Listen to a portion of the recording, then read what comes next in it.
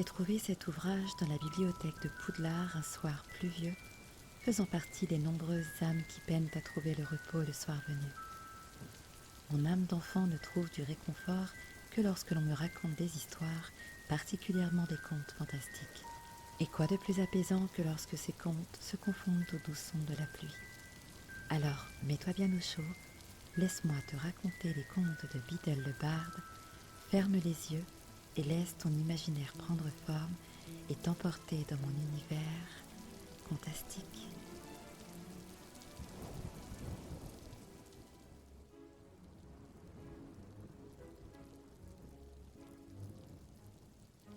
Babiti Lapina et la souche qui gloussait. Il y a longtemps, dans un pays lointain, vivait un roi stupide qui avait décidé qu'il devrait être le seul à disposer de pouvoirs magiques. Il ordonna donc au chef de son armée de former une brigade de chasseurs de sorcières à qui il fournit une meute de chiens noirs et féroces. En même temps, il fit lire un avis dans chaque ville et village du royaume. Le roi recherche un professeur de magie. Aucun sorcier, aucune sorcière véritable n'osèrent se porter volontaire à ce poste, car tous se cachaient pour échapper à la brigade des chasseurs de sorcières. Cependant, un rusé charlatan, qui n'avait pas le moindre don en matière de magie, vit là une chance de s'enrichir et arriva au palais en prétendant être un sorcier d'un immense talent. Le charlatan exécuta quelques tours très simples qui convainquirent le roi stupide qu'il possédait des pouvoirs magiques et il fut immédiatement nommé grand mage en chef, maître de magie personnel du roi. Le charlatan demanda au monarque de lui donner un grand sac d'or afin qu'il puisse acheter des baguettes magiques et d'autres objets nécessaires à la pratique de son art. Il exigea également plusieurs gros rubis qui devaient servir à des sortilèges de guérison et 1 ou 2 coupes d'argent pour y conserver et y faire infuser des potions. Le roi stupide lui fournit tout cela. Le charlatan mit son trésor en sûreté dans sa propre maison et retourna dans le parc du palais. Il ne savait pas qu'il était observé par une vieille femme qui habitait une masure en bordure du parc. Elle s'appelait Babiti et c'était la blanchisseuse chargée d'entretenir la douceur, la blancheur et le délicat parfum de tout le linge du palais. L'épiant à l'abri des draps qui séchaient, Babiti vit le charlatan arracher 2 petites branches de l'un des arbres du roi puis disparaître à l'intérieur du palais. Le charlatan donna une des branches au roi et lui assura qu'il s'agissait d'une baguette magique dotée d'un formidable pouvoir. « Mais elle ne fonctionnera, ajouta le charlatan, que lorsque vous serez digne d'elle. » Chaque matin, le charlatan et le roi stupide sortaient dans le parc du palais, où ils brandissaient leurs baguettes et criaient des inepties en direction du ciel. Le charlatan veillait à exécuter d'autres tours afin que le roi continue de croire à son talent de grand mage et au pouvoir des baguettes qui avaient coûté tant d'or. Un matin, alors que le charlatan et le roi faisaient tournoyer leurs baguettes et sautaient en rond en scandant des rimes dépourvues de sens, un gloussement de rire parvint aux oreilles du roi. À la fenêtre de sa minuscule chaumière, Babiti et la blanchisseuse observaient le monarque et le charlatan en riant si fort qu'elle disparut bientôt de leur vue, car elle n'avait plus la force de rester debout. « Je dois singulièrement manquer de dignité pour faire tant rire la vieille blanchisseuse, dit le roi. Il cessa de sauter en rond et de faire tournoyer sa baguette, puis fronça les sourcils. « Je suis là de m'entraîner. Quand serai-je prêt à jeter de véritables sortilèges devant mes sujets et mages ?» Le charlatan s'efforça d'apaiser son élève, lui affirmant qu'il serait bientôt capable de réaliser de stupéfiants prodiges, mais le rire de Babiti avait vexé le roi stupide plus que ne pouvait s'en douter le charlatan. « Demain, dit le monarque, nous inviterons notre cour à voir le roi faire une démonstration de magie. » Le charlatan comprit qu'il était temps d'aller chercher son trésor et de prendre la fuite. « Hélas, votre majesté, c'est impossible. J'avais oublié de dire à votre majesté que demain, je dois partir pour un long voyage. Si tu quittes ce palais sans ma permission, mage, ma brigade de chasseurs de sorcières te traquera avec ses chiens. Demain matin, tu m'aideras à montrer mes pouvoirs magiques devant les dames et les seigneurs de ma cour, et si quelqu'un se moque de moi, je te ferai trancher la tête. » Le roi rentra à grands pas dans son palais, laissant le charlatan seul et apeuré. Toute sa ruse ne suffirait pas à le sauver désormais, car il ne pouvait ni s'enfuir, ni aider le roi avec des pouvoirs magiques dont tous deux étaient dépourvus. Cherchant un exutoire à sa peur et à sa colère, Le charlatan s'approcha de la fenêtre de Babiti, la blanchisseuse. Il jeta un coup d'œil à l'intérieur et vit la petite vieille occupée à polir une baguette magique. Derrière elle, dans un coin, les draps du roi se lavaient tout seuls dans un baquet en bois. Le charlatan comprit aussitôt que Babiti était une véritable sorcière, et puisque c'était elle qui l'avait mis dans cette terrible situation, elle pouvait également l'en sortir.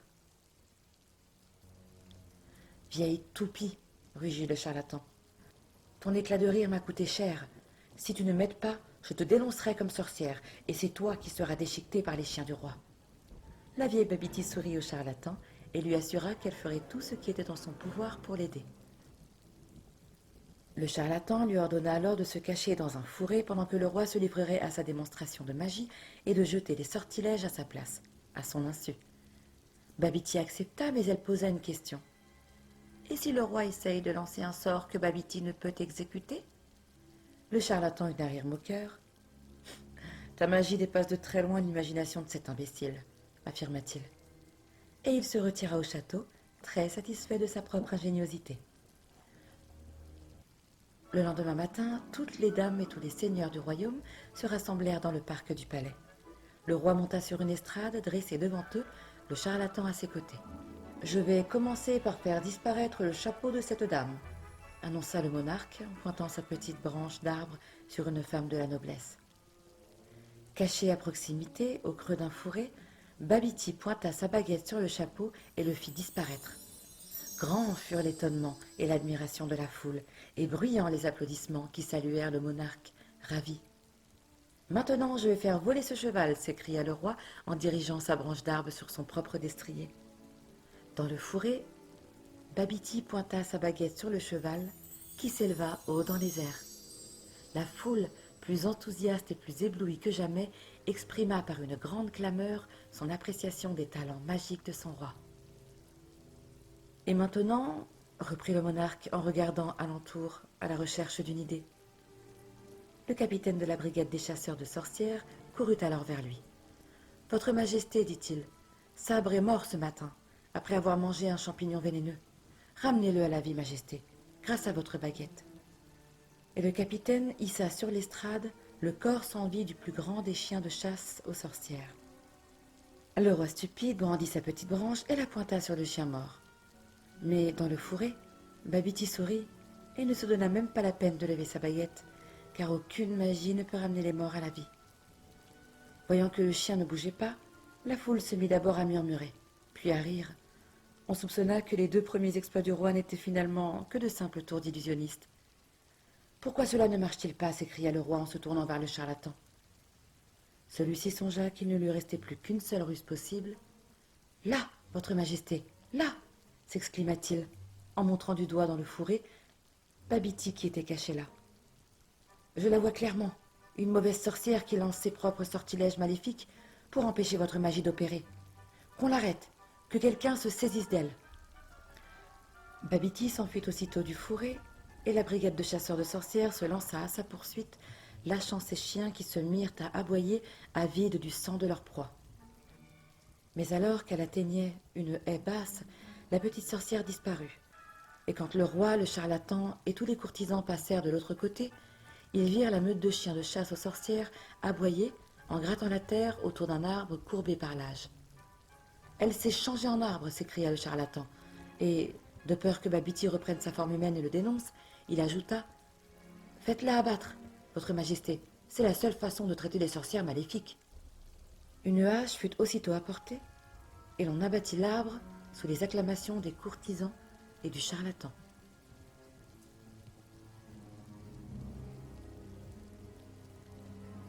Cependant, tandis qu'ils s'apprêtaient à retourner au palais, un gloussement de rire sonore les figea sur place. « Imbécile !» s'écria derrière eux la voix de Babiti, qui s'élevait de la souche de l'arbre abattu.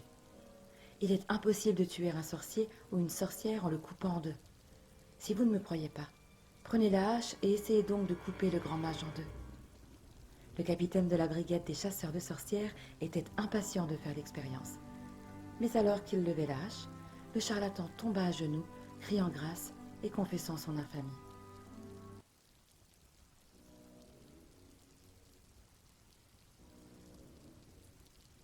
Tandis qu'on le traînait vers le cachot, la souche de l'arbre se mit à glousser plus bruyamment que jamais. En coupant une sorcière en deux, vous avez déclenché un épouvantable maléfice sur votre royaume, dit-elle au roi pétrifié. Désormais, chaque fois que vous ferez du mal à l'un de mes semblables, sorcière ou sorcier, vous sentirez comme un coup de hache dans votre propre flanc, et la douleur sera telle que vous souhaiterez en mourir.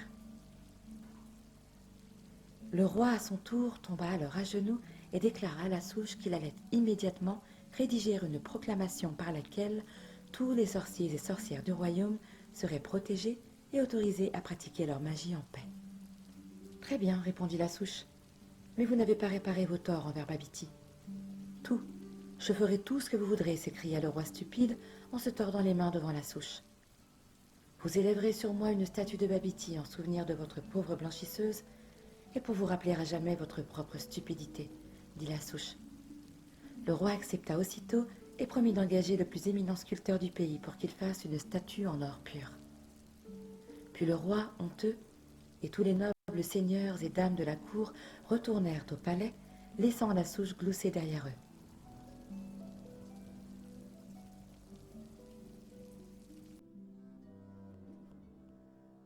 Lorsque le parc fut à nouveau désert, un vieux lapin robuste et moustachu, une baguette magique serrée entre les dents, sortit en se tortillant d'un trou entre les racines de la souche.